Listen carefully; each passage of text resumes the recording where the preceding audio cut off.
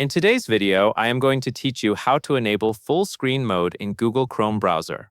To begin, open Google Chrome on your computer. Make sure the browser window is active and selected, because the keyboard shortcut needs to be sent directly to Chrome in order to work properly.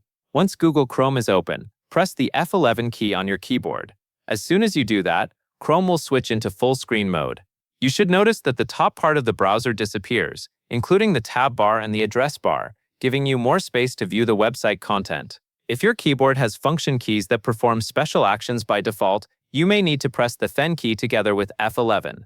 This depends on the type of keyboard and the settings on your device. If pressing F11 alone does not work, try Fn and F11 at the same time. When Chrome is in full screen mode, you can continue browsing normally. You can scroll, click links, watch content, and interact with web pages just as you usually would.